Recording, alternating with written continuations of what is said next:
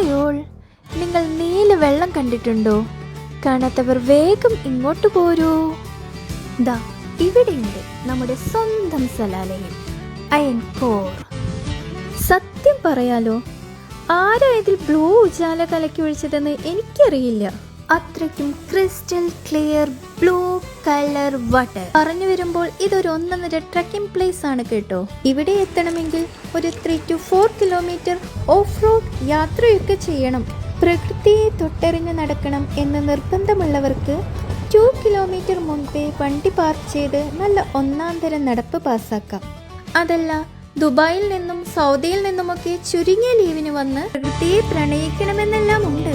പക്ഷേ എന്റെ പൊന്നോ, നടക്കാൻ വയ്യേ, മൊത്തം ടയേർഡ്, മാത്രവുമല്ല ടൈമുമില്ല എന്ന് പറയുന്നവർക്ക് ഒരു സന്തോഷ വാർത്ത. നേരെ സ്പോട്ടിനടുത്ത് വരെ വണ്ടി വെച്ച് പിടിക്കാം.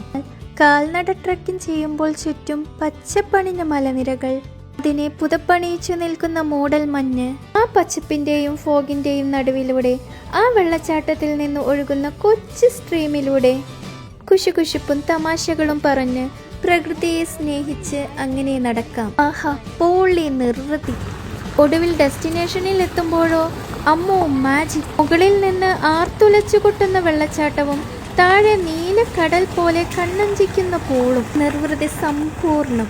ഇനി ഈ റൂട്ടിന്റെ മറ്റൊരു ഹൈലൈറ്റ് എന്താണെന്നറിയാമോ? ഇത് സലാലയുടെ വെസ്റ്റ് പാർട്ട് റൂട്ട് ആണ്. അയൻകോർ കണ്ടു കഴിഞ്ഞാൽ ഈ ഒരൊറ്റ വഴിയിൽ തന്നെ വേറെയും കുറെ സർപ്രൈസുകൾ കാത്തിരിപ്പുണ്ട്. ഷാർട്ട് വ്യൂ പോയിന്റ്, കടലിനെ മേഘങ്ങൾ മൂടുന്ന കാഴ്ച, ഹിഡൻ ബീച്ച്, പ്രകൃതി ഒളിപ്പിച്ചു വെച്ച മനോഹരമായ പച്ചക്കടലും തീരവും, ഡൽക്കട്ട്, വളഞ്ഞു കുളഞ്ഞ സുന്ദരമായ റോഡുകളും ഗ്രാമാന്തരീക്ഷവും, കോസ്റ്റൽ റൂട്ടും, മുക്സേൽ ബീച്ച് ആൻഡ് ബ്ലോക്ക്.